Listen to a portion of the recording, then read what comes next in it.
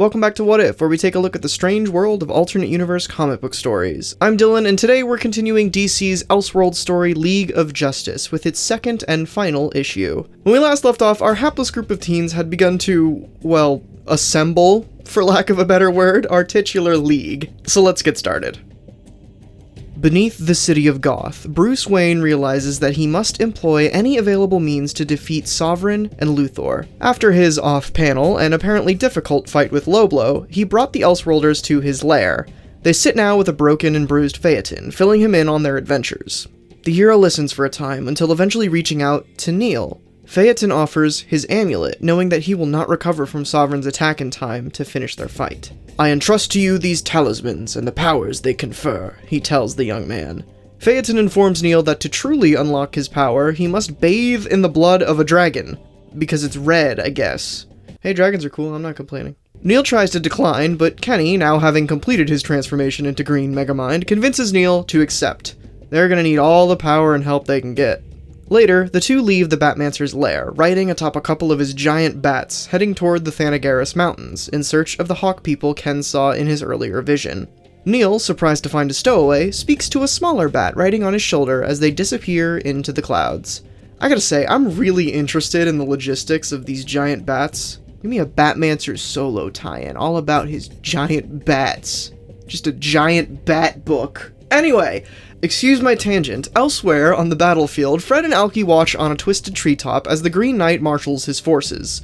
The two teens question the chances of the Green Knight's forces winning the coming battle, when suddenly, the Bird Lady appears behind them, revealing that they will in fact lose this day. Fred and Alki turn on her, demanding to know why she would let this happen, but the woman has already disappeared. Beneath them, the armies clash, knights meeting the rotten bones of the undead, steel against flesh and magic. Sovereign suddenly flies in, attacking Sir John Stewart with hard blows, but he cannot dent the man's armor. John retaliates with a blast of powerful green energy. The blow has a surprisingly potent effect on Sovereign, dropping him to his knees. The ring, gifted to the Green Knight by the gods, has been empowered with Krypton's Bane, the Sovereign's only weakness. I guess Kryptonite with a C was too sci-fi for this world. Luthor, cunning as ever, planned for this failure, sending in a golden dragon immune to the power of Stewart's gauntlet. The dragon clutches the knight, lifting him off into the air. As he flies away, the Green Knight throws his gauntlet down, and it flies toward Fred. With the power of the Green Knight gone, however, Sovereign and his zombies attack the rest of the Green Knight's forces, cutting through them. Meanwhile, Ken and Neil travel through the mountains known as the Spears of Death. Suddenly, from the shadows below, a group of literal hawk people arrive, throwing nets onto the young heroes. They drag them off their giant bats, bringing them to their lairs. Luckily, the little bat manages to escape. Inside, they are brought before their chieftain, the Hawk Lady that appeared on the scroll given to them by the Bird Lady. Hearing the reason for their arrival, she explains that the Hawk people do not deal with the outside world, only defending their nest. Suddenly, the small bat from before reappears and begins to transform into, you guessed it, the Batmancer! The Hawk people allow the Batmancer to speak, heeding his reputation. Go ahead and add the Batmancer to the long list of alternate universe vampire Batmen. After a time, the Hawks agree to help. "It is not in my power to order my people to battle, but if some few will volunteer to join my mate and me, it would honor me," Hawk Lady tells them. Some of the warriors join in the battle cry, and the group makes ready to leave. Back on the battlefield, as the Golden Dragon flies through the air, the magical city of Metropolis suddenly rises before them, crashing through the earth. Sovereign rides the beast, explaining to Stewart below that he and his father shall destroy this universe and survive to create the next one. Landing in the courtyard, Sovereign is met by Luthor and a wall of shouting. The crazed villain takes pause though, after realizing that Stewart has thrown away his gauntlet and its power. Still, Luthor knows that he will be able to learn much from the former Green Knight. Back with Freddy and Alki, the heroes retire to an inn, exhausted from the day. The two discuss their need to defeat Sovereign, but they lament over their shared fear of the death that the Bird Lady prophesied. Eventually, they fall asleep. The next day, Kenny infiltrates the city of Metropolis with his newfound invisibility power. He slips into the city, managing to make his way into Luthor's audience chamber, but the mighty wizard senses Kenny, becoming visible once more. Fearing for his life, Kenny suddenly becomes intangible, slipping through the stone floor and dropping through the castle. He falls and falls until he concentrates enough to finally stop in a dungeon. Not safe for long, of course, Luthor's golden dragon rips out of the castle, chasing after Kenny as Neil, Batmancer, and the Hawks arrive. Neil watches as the dragon falls, its wings pinned by the barred windows that it ripped free. The beast falls to the earth, its body exploding against the rocks. Neil, opportunistic as ever, flies down, landing among the dragon's corpse. He bathes under its dripping blood, and his body begins to glow a bright red, similar to that of his underwear, which he is very happy about wearing that day. Filled with the power of Phaeton, Neil runs off into the towering metropolis. Inside, Batmancer has arrived, finding Sovereign. They meet quickly, with Batmancer using his knowledge and magic to quickly dodge Superman's attacks. Sovereign's attacks. Andy wrote Superman there.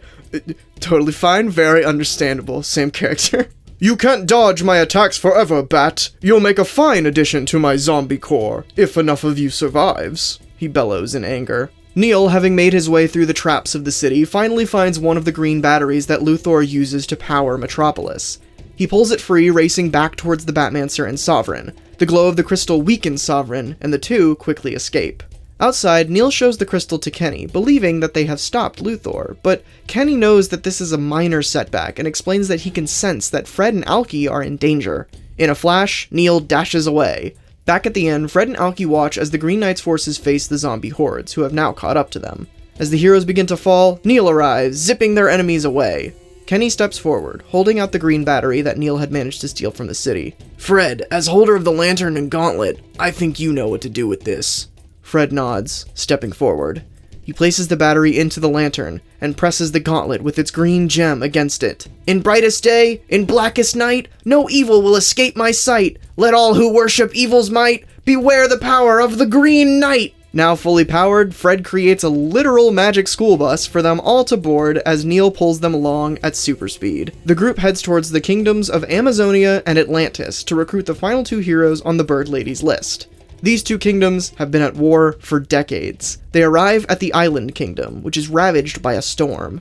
On the island, they find the Queen of the Amazons fighting against the Amphibian King of Atlantis. And yes, of course, he is a literal fish person. The king rushes the Amazon, throwing her hard into the wall, but Fred creates an image of the Bird Lady, telling the two to cease their battle.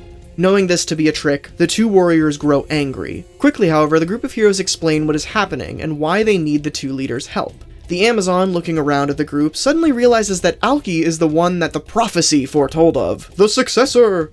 And because of course she is immediately hit with an arrow shot by one of Luthor's zombies, who have, again, caught up to the group. Man, those guys are persistent.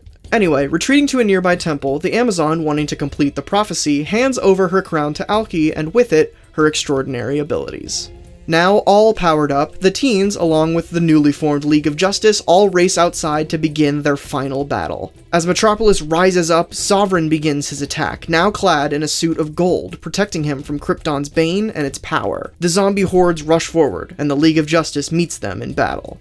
Luthor laughs, feeling his strength growing. The design is complete! The final annihilation begins! The irrational cascades, I become one with it! More chaos! More conflict! He bellows, growing in strength and size. But suddenly the Bird Lady appears. As does Luthor's power grow with the bursting of the irrational, so does hers. She steps forward, facing against Luthor. Back on the ground, Neil moves in fast, pummeling against Sovereign, slowing him down. Kenny takes this moment, and picking up one of the green batteries, plunges it into Sovereign's chest. The evil being falls, and suddenly, the Bird Lady appears before Kenny. Sovereign is vanquished. It is good, yet I am at a stalemate with Luthor.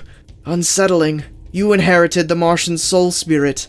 I require it now, lest the universe be torn asunder, she tells him.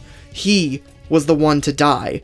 She reaches out for Kenny, but Fred blocks her, not wishing for things to end this way for his friend. He blasts the image of the Bird Lady with his new power, forcing her away. Meanwhile, Luthor reaches down for his dying son. Bursting with magic power, Luthor has transformed into a homogeneous glob of shapes and colors. Knowing that Sovereign failed him, Luthor demands his spirit to aid in the final battle. You promised I would live on, Sovereign states, realizing his father never truly cared for him. Only a pawn on his chessboard. Kenny then swoops down, holding up the green battery. Behold, Luthor, the life I took from your son, I now return. Let him decide the next move. he shouts. Revitalized, Sovereign leaps into the air, screaming in rage at his father. He hits the city hard, and the world is absorbed in green light. When the light fades, the battle has ended. The zombies stand frozen, magic no longer moving their limbs. The heroes bask in their victory, until eventually Kenny comes forward to his friends. There is still the matter of your return, he tells them. He points to a fissure left in the irrational from Luthor's attack, telling them that it is their gateway home. Kenny, however, will not be returning with them, for there is still much good he can do in this land. Now go quickly. Farewell, friends, he says one last time. Fred, Neil, and Alki pass through the fissure, and reality begins to warp around them. They see the Bird Lady and Luthor locked in an endless struggle, battling to the death for all eternity. They watch as the births and deaths of countless universes pass before their eyes, experiencing eons in mere seconds. Time seems to stretch for millennia, until, whoosh, a moment passes after a shared bout of deja vu hits the trio. They feel like they just said goodbye to a good friend. They shake it off and head on their way to enjoy some pizza in the quiet town of Brattleboro, Vermont.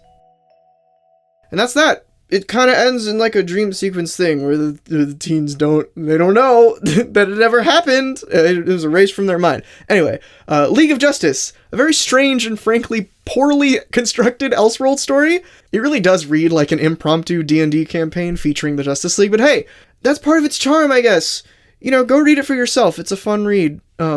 If not a bit convenient and contrived. I don't think this world was ever touched on again, but there's a million comics out there that have tiny cameos from alternate books / Elseworlds, so maybe there was a tiny cameo or something somewhere. If there was, feel free to let us know.